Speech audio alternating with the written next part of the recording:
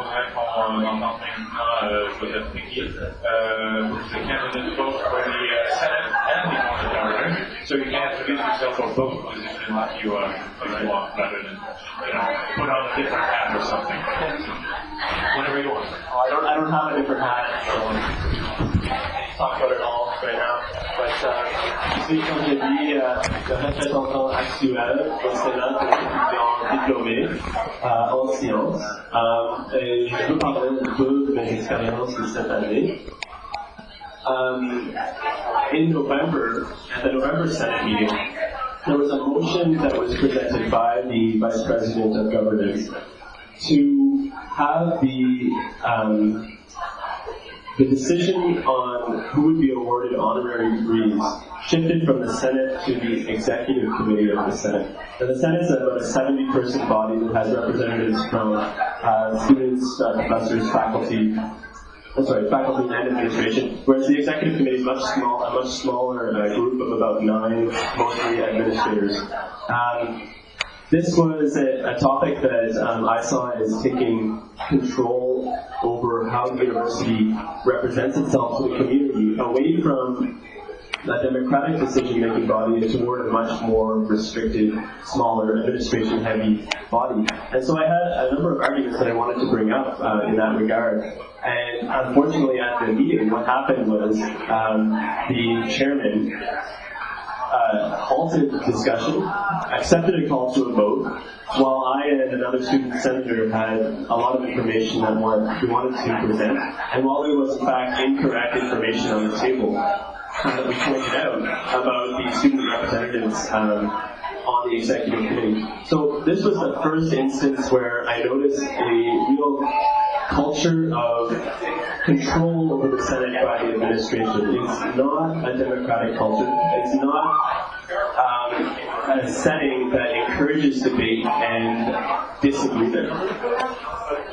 I then brought up the fact that, or I questioned whether or not there were procedural rules governing discussion at the Senate. When can a vote be called that would cut off discussion?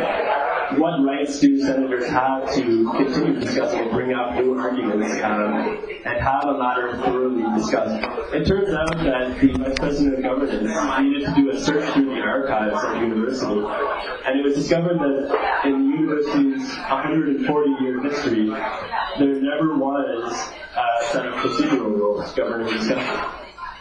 This was alarming, and so I spearheaded a campaign to have procedural rules initiated at the Senate. I'm intent on continuing working toward having a Senate where there actually is debate and disagreement. I see the Senate should be like the Parliament of Canada, where you have strongly opposing views, at least relative to what we have here at the University of Ottawa, being debated, reverberating out into the campus community. It should be a source of real authentic debate and questioning of our key values. So right now I wanted to mention that this case with the 3 doctors who have launched a human rights complaint, to me, is the overriding concern right now at the university. I believe that an investigation should be launched into the chair of the neurosurgery department, Dr. Richard Moulton, who is responsible for the leaked emails. I've read these emails a number of times, and each time I read them I still feel a deep disturbance inside me. It is extremely troubling to know that students were treated in this way at our university. So I think that student representatives, including the GSAED, the SFUO, Senate representatives, we have to identify the key problems and nail them down. There's too much talk about campus discourse, reaching out to the community and holding information sessions, connecting groups. I see this mostly as being a distraction and being misguided when there's a glaring problem staring you in the face.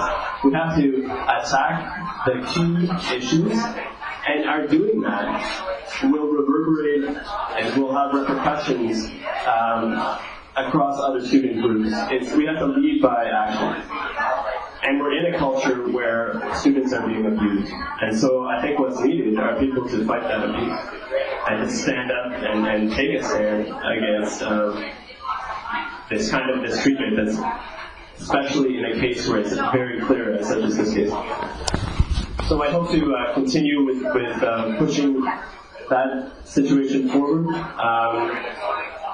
Much of the other work that I've been doing in Senate, you can read about it at a blog that I've been working on at studentsideview.wordpress.com. Et par rapport au bureau des gouverneurs, je parlais amener le même esprit qu'on doit avoir le débat, la délibération à ce comité aussi. J'ai 3 projets dont je suis le plus intéressé. Ça serait de diminuer les frais de scolarité.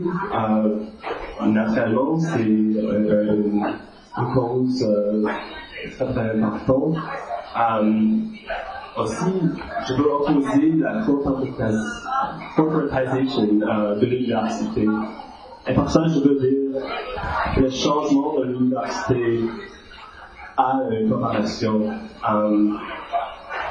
On voit maintenant, on a un recteur qui ne vient pas de l'académie, qui vient de politique.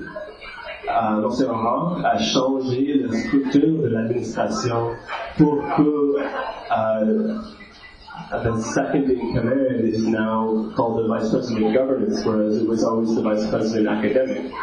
The Vice President of Governance now, which is this new position that was created from the Secretary position, has also come from outside of academia. It's Ms. Diane Davidson.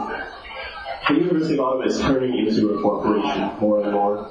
And at the Board of Governors, I want to identify the openings that will allow students to deeply criticize this corporatization and in fact attack it and change it into collegial governance, into a democracy.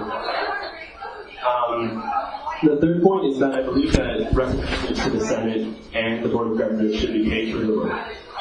It's a lot of work. I know I've spent this year, spent a lot of time working on this, and it's a voluntary position, whereas faculty and administration representatives are paid for their work. Faculty, in fact, have a certain percentage of their work duties allocated to governance duties.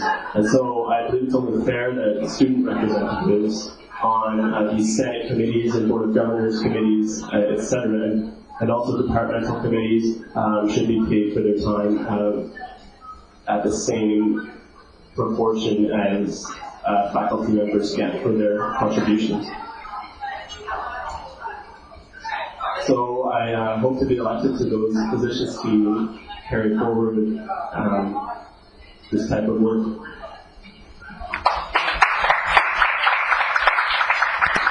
Merci, Joseph. So again, the same formula. If we have any questions, I think this was quite a complete presentation. So I don't know if there's anybody, and maybe Sean, who's always curious about it.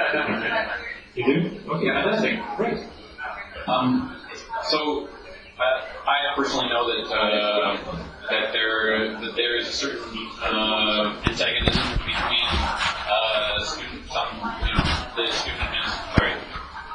some students, including yourself and myself, and the university administration. How do you foresee dealing with this in view of occupying both Board of Governors and Senate? This will become could become a major sticking point. What could be?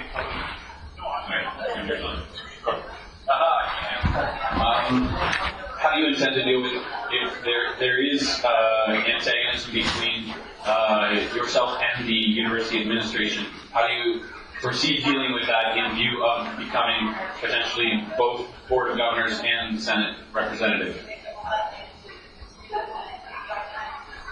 I stick to basic principles that discussion should be thorough, that all items should be discussed before going to a vote. I bring issues that are of concern to students and that I believe are of primary concern to students to the table, and I discuss them following the basic principles of how that should happen in a democratic assembly. And if there's any, what was your word, antagonism, then I don't believe that it's proper, and I respond to it in line with how I think that the Senate should operate. And so I intend, if elected, to continue having the same demeanor at the Senate and at the Board of Governors. And I hope that other senators, student senators, other representatives from the faculty and administration will agree with the basic ideas and the basic fundamental principles of these committees, which is that we should have thorough debate, and we should respect all members' views and presentations. I've been very disappointed that the chairman has allowed things to happen, such as the placement of items on the agenda that would allow an administration item to supersede and negate an item that I put forward, or the imposition of arbitrary deadlines in order to prevent an item from appearing on the agenda. Several instances such as this, which I see as being contrary to the basic procedure of the Senate, have occurred, and if there's any antagonism, it comes from those actions. Thank you again, Joseph. So, unless there are any other questions from the audience, I will, so it's now never good.